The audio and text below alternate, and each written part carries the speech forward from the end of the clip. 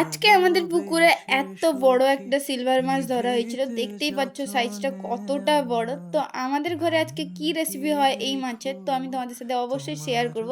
তো প্রথমেই দেখতে পাচ্ছ আমার মা মাছটাকে ভালো করে কেটে নিচ্ছে। বড় মাছটাকে কাটা অনেকটা সমস্যার ব্যাপার, কারণ হচ্ছে আমরা সবসময় বাজার থেকেই মাছ কেটে আনি, তো বাড়িতে কাটতে একটু দেখতে পাচ্ছ অসুবিধা হচ্ছিল। তারপরেই মা দেখতে পাচ্ছ আস্তে আস্তে করে কেটে নিচ্ছে। এই যে মাথাটা পুরো দু ফাঁক করে নিল। তো এই মাছ থেকে অনেকগুলোই পিস হয়েছিল কাটার পরে।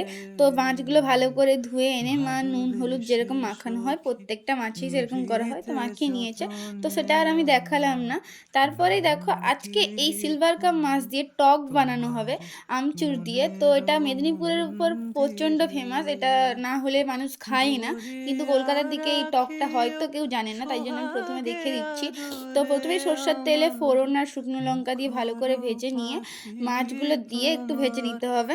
মাছের টক রান্না করার মূল যে মশলাটা সেটা হচ্ছে কালো সাদা সর্ষের কাঁচা লঙ্কা বাটা আর আমচুরটা ভালো করে মেখে নিতে হবে, এই চারটে জিনিস। তারপরে এটা দিয়ে দিতে হবে কড়াইতে। তো তারপর সামান্য পরিমাণে জল দিয়ে কিছুক্ষণ ফুটিয়ে নিলে আমাদের মাছের টক একেবারে রেডি। তো অবশ্যই ট্রাই করতে পারো কলকাতাবাসী। তো আজকের জন্য বাই, অবশ্যই ভিডিওটা লাইক করে দিও। টাটা।